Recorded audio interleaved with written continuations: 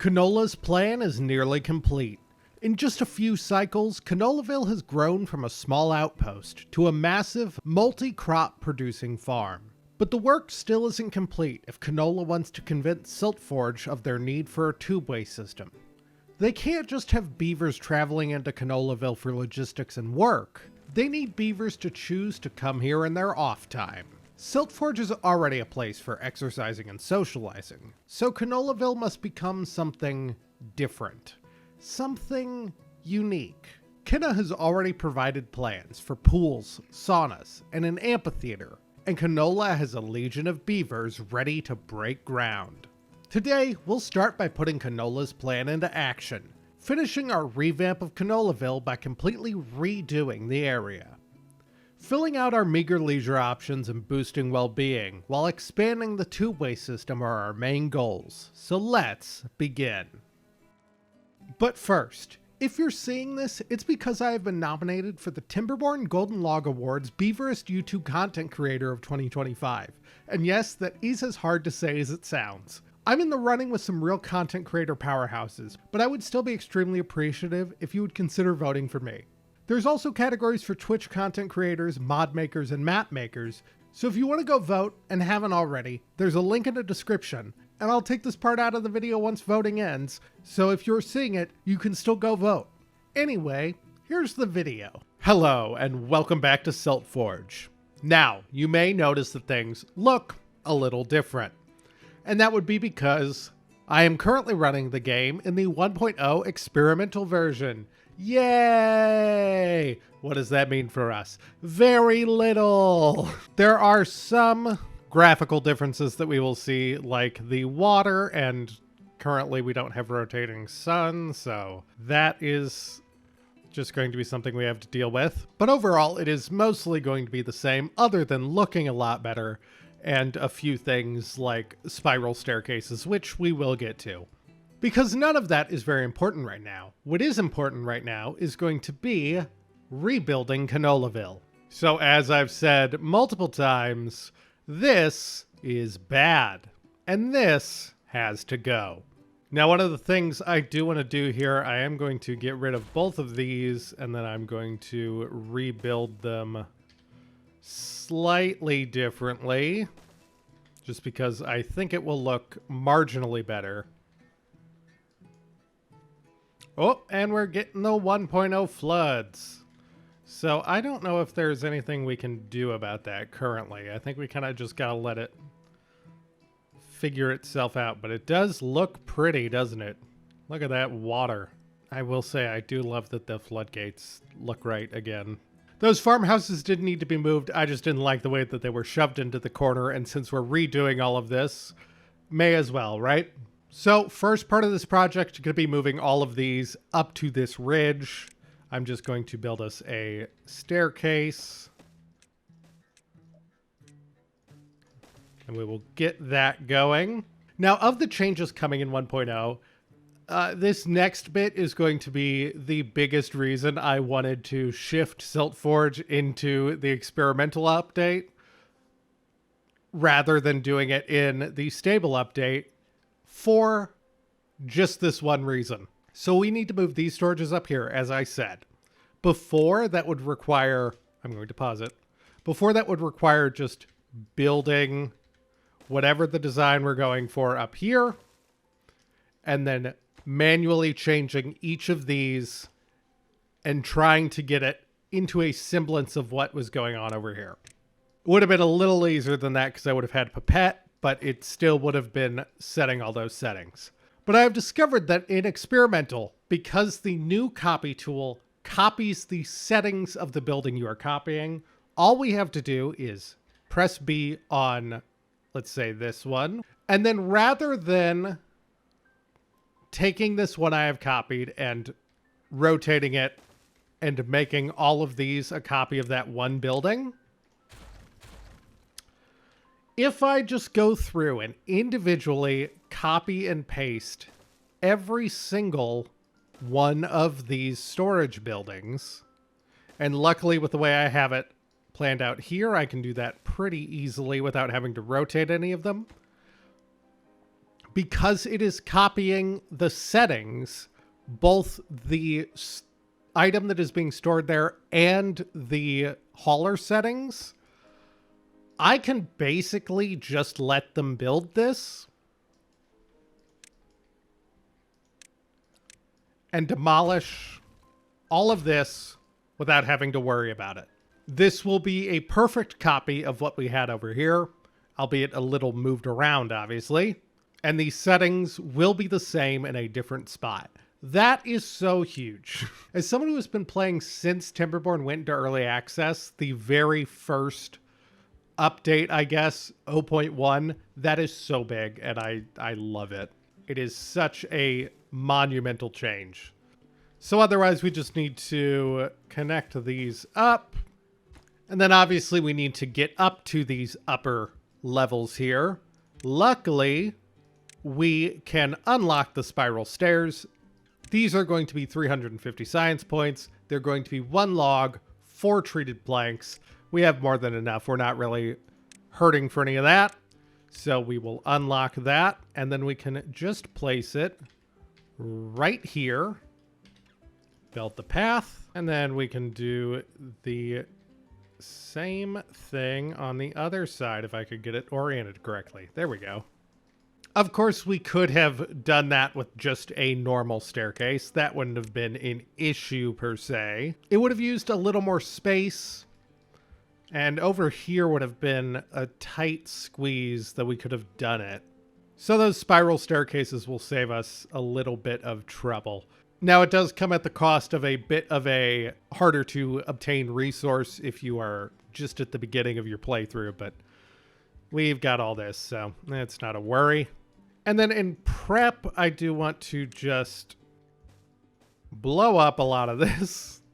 And then I want to move the actual house here. I'm going to build a large barrack, and I'm going to build it right here. That is not going to make a ton of sense right at the moment, but it is going to look a lot better once we get the rest of this where we need. It's going to be in line with some things later down the line. Paths are also going to need to shift a tad. And then with all the infrastructure that was already over here moved, it's time to put Canola's plan into action and build some leisure. So the first thing I'm going to do, because it's really going to inform the rest of everything, I'm going to need to fix this dam up a little bit.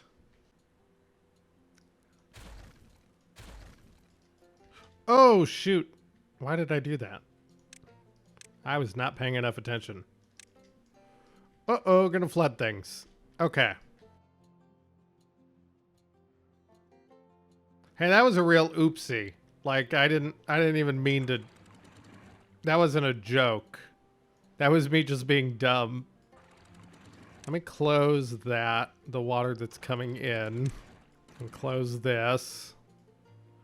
Okay. Oopsie kind of fixed. All right, let's get them to finish that dam. Let all that water back out, because the levee is rebuilt. And then we are going to need to dynamite down a little bit here as well. And dynamite. And then up in this upper reservoir area, we are going to put swimming pools. So if we come down here to well-being, we will see swimming pool. It's 250 science points, 40 logs, 30 planks. It looks like this. It does need a full 3x3 area of water. So to facilitate that, we're just going to get rid of all of this stuff. And then we're just going to need some platforms. And along up here, we will unlock swimming pools, and we will just build, I think 5 based off the area. Yep, 5 swimming pools. So with a spa, if you're going to have 5 swimming pools, you better have just as many hot tubs. And we kind of have that. So once again, under well-being, we have mud baths. These are going to be raised buildings. They take 1.8 thousand science points, 40 logs, 20 gears, and 50 treated planks. Again, we have more than enough. The important thing to note, especially compared to the Folktale version, other than the fact that these do enter 1 unit up, is going to be that they also require 50 horsepower and a little bit less dirt. Now, the height is not going to be an issue for us. We will just dig an area into the ground there in which they can exist. However, we will need power over here. We will be getting that a little bit later on. I will just preempt something here, though, and I will get them to dig us some tunnels to use for that. And then I can blow this dynamite up. And I will get our well-being mud baths. We will unlock them and then just build 5 of them, and they will complain about power for the time being. Now, the next thing we're going to build is not exactly what one might normally expect to see in a spa, but, you know, I can only stick with the theme so long. So what we are going to build in this spot is going to be down here under our well-being. It's our motivatorium. This building we are going to be building right here. It is going to cost 1.2 thousand science points. It is going to cost 75 logs, 100 gears, and 20 treated planks. This one is a bit weird in that it is recessed into the ground, but it's built at ground level. So I couldn't build it up here because it would extend off of the ground, but down here where the solid ground goes at least to beneath where I'm building the building, it's fine. It hosts 18 beavers and takes up 200 horsepower to run. We are going to unlock and build that. And then I am also going to dynamite a little bit over here so that we can bring some power to that. And while they're busy building, I'm going to just put in a few more well-being buildings, but none of them are new. So up near our lodge, I'm going to get 2 more campfires. And then down in this corner, I am going to unlock and build the detailer. 1,000 science points, 15 gears, 5 planks, 5 treated planks, and 10 metal. We will build that right here. For the motivatorium, I do need to bring the power in up here. So that's 1 unit above or at surface level. So I'm just going to bring it up like that. And then the final thing I am going to do, I will build some paths here and here. And then I'm going to make a few small warehouses. And I'm going to fill each of these with an edible food. And then as one final little thing here, I'm going to put scratchers on the end of all of these, or both of these paths. And then while they wait to finish all that, as we are currently being hit with a treated planks bottleneck, we should check in with our old friend, Canola. With the groundwork laid for Canola's Feed and Fun Spa, there's only one thing left for Canola to do to make their dreams come true. Strong-arm Rhazin into expanding the Tubeway system across the river. Luckily for Canola, Rhazin is caught more than a little off guard by the proposal. When he starts to stammer something about not being able to support the massive resource cost, Canola counters that this was the deal Rhazin made in return for free access to Canolaville's produce. The burden of supporting the infrastructure across the river. With it slowly dawning on Rhazin that he has been outplayed, Canola hands their plans to Rhazin and scampers off to supervise the production of their new multi-use bridge. So we are going to build a bridge spanning between Siltforge and Canolaville, right across the middle here. This bridge is going to carry power, walking beavers, and a tubeway. And so we need to get all that incorporated and over here before we start. The big thing there is going to be power.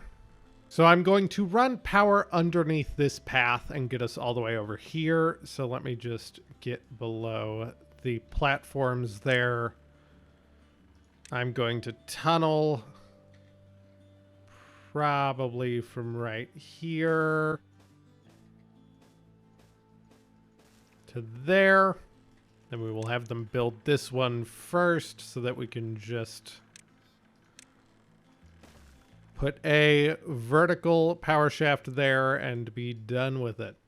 We will need to get rid of this double shower as well as some of these beds.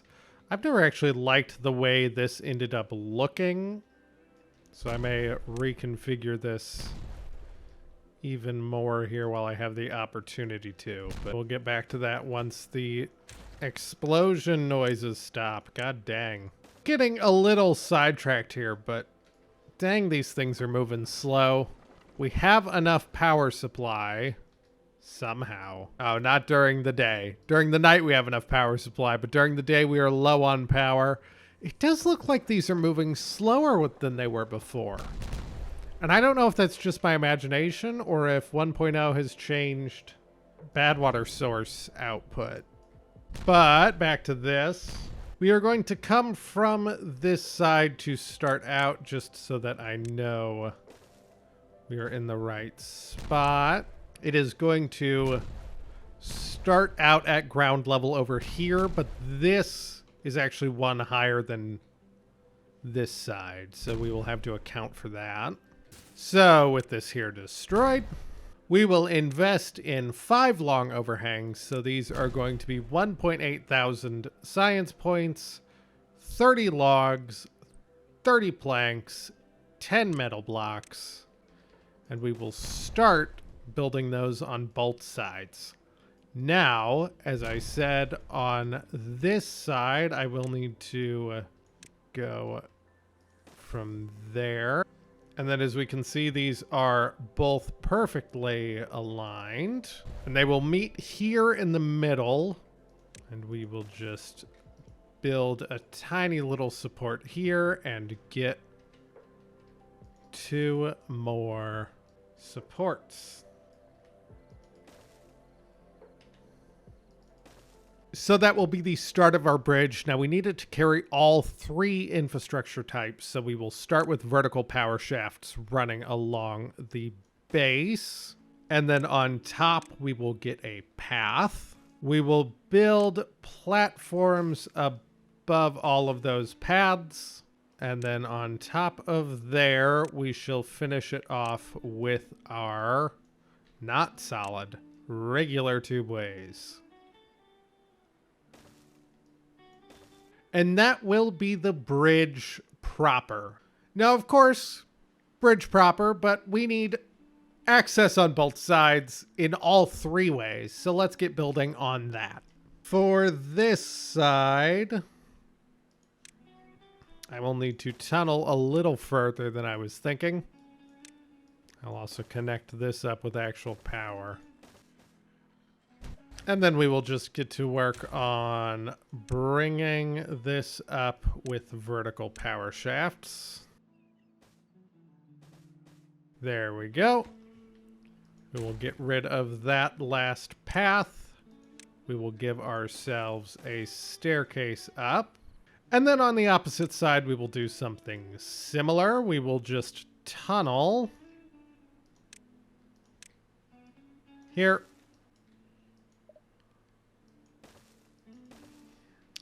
And we will connect everything up like that. Additionally, we need to get the tubeway connected over here. So for that, I will do something like this. And then with the bridge foundation laid and the bridge being built, there's never been as good a time as any to finally build our Canolaville Tubeway system. So the first stop I'm going to put right here. It has good access to our storage, good access to all of the amenities over here. I'm going to just lay that in right there. After that, I'm going to put a station here that is going to have access to these farms. I'm going to build a third two-way station up top here. I'm actually going to shift where that gatherer's hut is. And then we will do much the same thing as we did on the other side.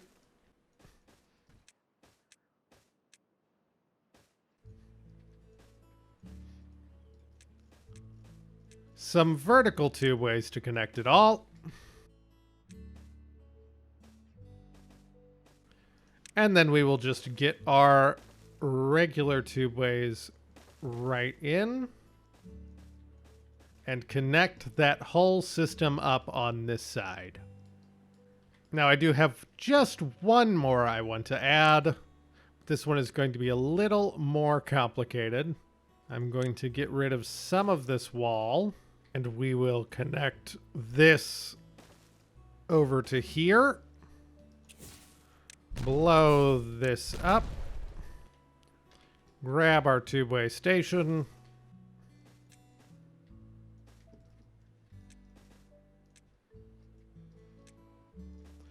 And do it like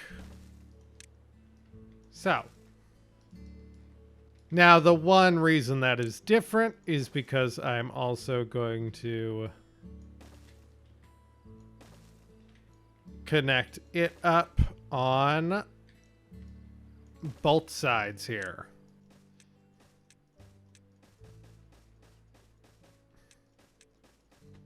So once done, this will represent a loop around, which is not explicitly necessary. There's not going to be a ton of time to go all the way over here and back down, but this is a slightly more direct path to get over to this storage area. So I wanted to incorporate that rather than have the beavers either have to walk from here over to here or go all the way that way. Here we go. The power is on and the beavers are coming over here to use the mud baths. They're also coming up here to use these swimming pools. They do have to walk between these two things, and at the moment I don't have plans to change that. And now ultimately I think there's not much left to do except for wait for the beavers to finish building.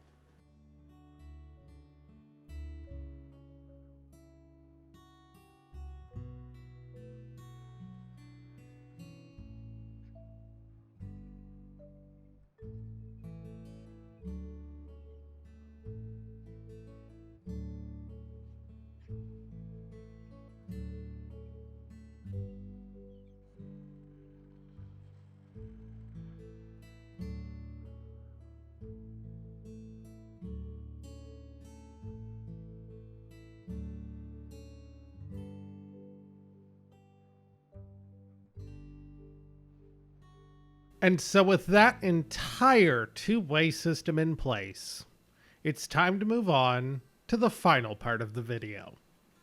Rhazin does not take kindly to treachery.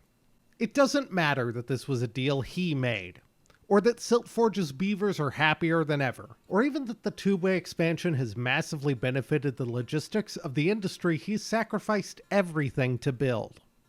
After he finishes chewing out Sinzel for failing to account for Canola's deception, he calls up Kenna. Rhazin wants Siltforge to end its reliance on its neighbor for food, as well as incentivizing his workers to stop spending so much of their free time on Canola's side of the river. Safety and cost are of no concern. Regardless of how much expansion is needed, it's approved. With a huff, Rhazin storms off. Kenna goes to show Sinzel plans for self-irrigated farms, wind tunnels, and an industrial expansion, but Sinzel just walks off without a word. So the first thing I want to add, we've built a ton of leisure options over here on the Canolaville side. I want to build a few in Siltforge. So for that, we're going to go down here to well-being, and we are going to unlock the final well-being item, which is going to be the wind tunnel. So this is going to be 700 science points. It's going to take 400 horsepower. it is going to cost 75 planks, 30 gears, and 50 metal blocks. We have a large space right here behind our housing complex that we can use to house these things because they are pretty big. So I'm going to unlock them and build one right there. And I'm going to pause it real quick because I don't want them building it just yet.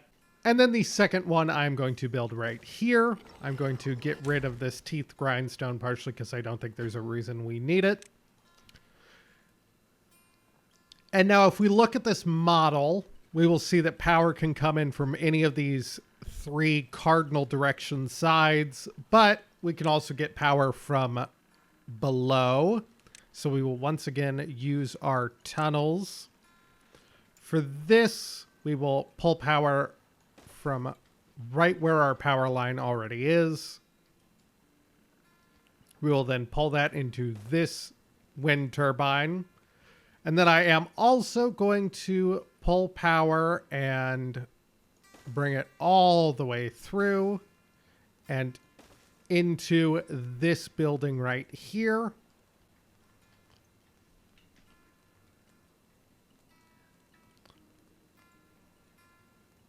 And then this building right here. So they should build all of those tunnels, and there they go building them.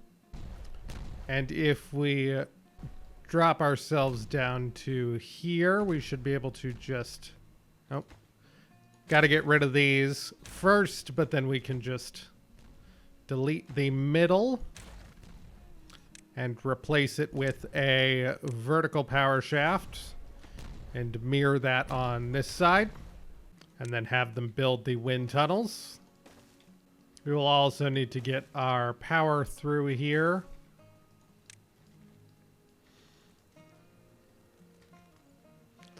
And then I didn't think about it, but I will also need to destroy these barracks so that I can actually bring the vertical power up, but that will be fine. And then we will have them rebuild those large barracks, and we will have them do those before anything else.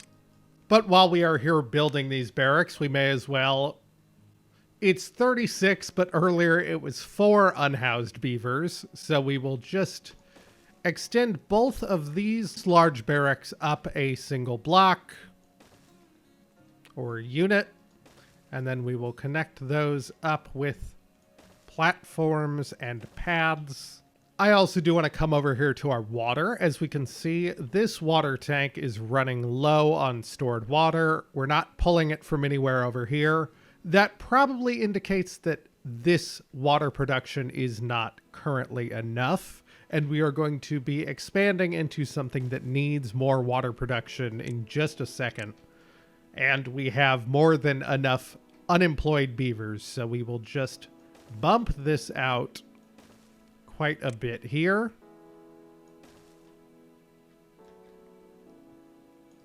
And unfortunately, this will wreck the pattern that we've had going. Or it would if I hadn't built enough space for 3 of them. So we can just do that right there. While we are at it, we should also expand to store some more water. I am going to use terrain blocks for this. So we'll get 1, 2, 3, 4 more water tanks. And those settings, of course, all copied. I keep forgetting that that is how that works now, but it is great. So these all have the settings that these water tanks had. And we can see that our wind tunnels are working. Some of the unemployed beavers are taking the time to use them. This looks like an OSHA violation waiting to happen, but there's no beaver OSHA, so we're all good there. Now, the final thing to take care of here in this ending bit. We have 2 more foods that we need to take care of before we are done expanding food in this colony. That's going to be the things that come from this hydroponic garden. Mushrooms and algae. Hydroponic gardens you can get much earlier than we are right now. They are 200 science points, 20 planks, 10 gears, and 5 metal blocks. However, they do use up a lot of water. So we will see that 40 water gets us 45 mushrooms, and 60 water gets us 70 algae. That is over a couple of days, as we can see with that. So it is important that you have a healthy water production before you build these. I've probably overdone it here a little bit. But the other thing is that both mushrooms and algae need to be processed. Algae is processed at a food factory using algae and canola. Mushrooms are processed at a fermenter using just mushrooms. So we could have gotten a hydroponic garden earlier than we have, gotten mushrooms, fermented them, because it doesn't require canola oil. I just didn't. The other thing with hydroponic gardens is every single one does take a beaver for the entire time that it is growing. Much of the way farms do, but farms you can spread out over a larger area. These hydroponic gardens are pretty small, so I tend to not build them early. However, it's very feasible to. We are going to expand into both of those right over here. There is a little bit of modification I need to do first, which, looking at it, might bring this whole system to a grinding halt. So we are once again going to tunnel here. And then here at this far one, we are going to have to real quick disconnect this power, which is going to cause everything over here to lose power. And then we will put in a vertical power shaft and a regular power shaft. And then we will get both of those on high priority. For the rest of this, we will come down here and build under. And then we will have to do the same thing on the other side for a second here. There we go. Amazing. That was all just so that I could delete these three. Not sure it was what one might call worth it, but here we are. Okay, well, we can get down now, at least. Over here, we will also make a little bit of extra space. And so here I'm going to build a few of these hydroponic gardens. I will unlock them for 200 science points. We will build them like this. Now, the thing with hydroponic gardens, unlike a normal farm, is that hydroponic gardens, the ground that they are built on is irrelevant. So right here, this ground is all dry. That doesn't matter. If I had built these right here where they are currently being contaminated by Badwater, nothing would happen. They are independent of whatever is happening below them. So we can just squeeze these in right here without much trouble. They are also solid buildings, so we can just build more on top. So long as we connect that up. And since we are here, we will just go, I guess, 3 up. And we will make all the ones on the right algae, along with making all of the ones on the right mushrooms. And I keep forgetting that I can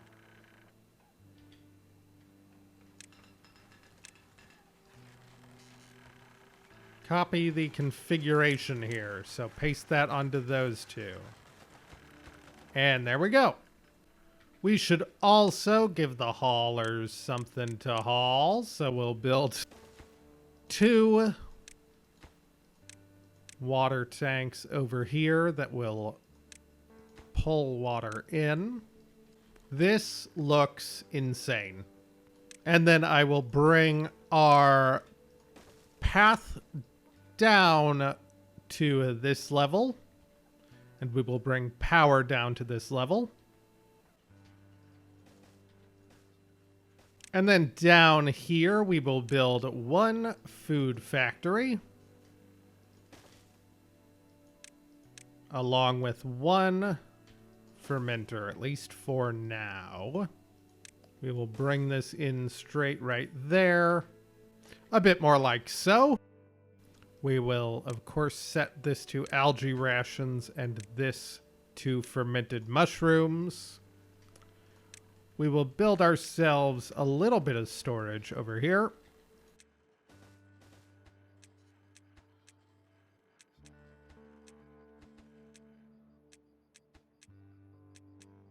This will also need canola oil to be obtained.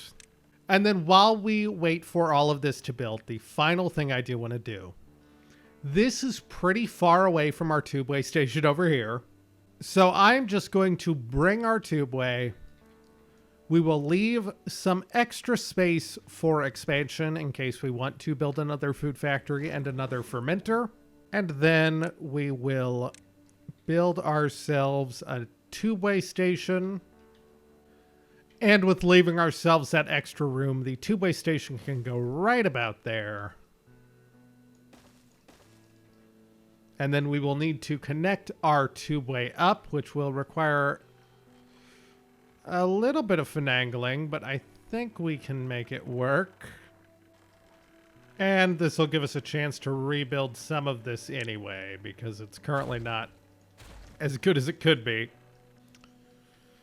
Okay, I think it is working now. I cannot express how much of an unnecessarily complicated pain the game decided to make that, but here we are. And then we will let them get to work on building all of this.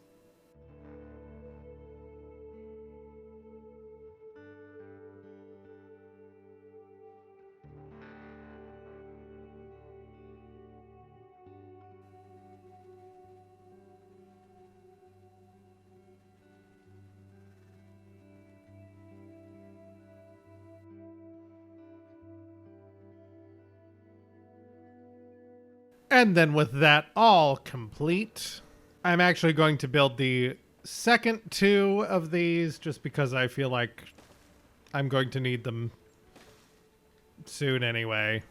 But I will build two storages for our fermented goods, or rationed goods in one case. And then I think in general, these will just not produce enough to actually need to store the uncompleted vegetables in anything other than a small warehouse. But for now, with all that complete, there's really only one thing to do, and that's finish by decorating some of the new stuff that we have built. And now before I get going, I do just want to make a point about showing off a few of the things that we are going to incorporate today. So first of all, in 1.0, this technically existed before in the game. It just did not have a well-being bonus, but now the bell for 500 science points, 20 planks, and 5 metal blocks does have an aesthetic bonus, so we will put a few of those down. And then additionally, we will be building this clock. This is going to be 600 science points, 10 planks, 8 gears, and 2 metal blocks. We will build one of these right here. And then with the benefits of those fully explained, let's get to decorating the rest of the build.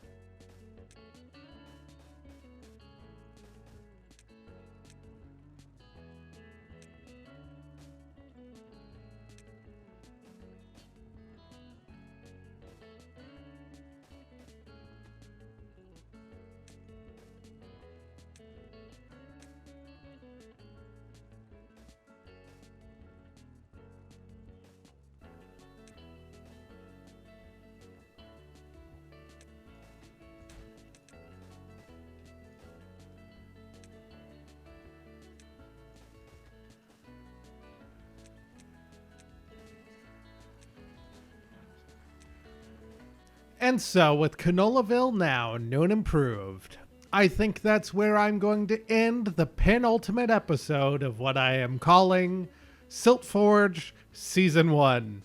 If you've enjoyed them, please consider subscribing or joining the Discord. It is the best way to hear about new episodes or new projects. Who knows what's going to come after this iteration of Siltforge is done. Probably nothing for a little while. As always, thank you so much for watching. There's a million things you could be doing with your time, but you've decided to watch me play this beaver game with my little beaver stories, and I do very much appreciate it. Siltforge presses forward, and with the slew of recent expansion complete, Kenna admires the newer, more interconnected Meander. But despite the renewed cooperation of the citizens of the region, Kenna can't help but feel like the colonies are more divided than ever. With the leadership on both sides doing little to keep the rift from widening, if not directly causing it themselves, Kenna ponders if these tensions are doomed to come to a head, or if there's something they can do to resolve this conflict.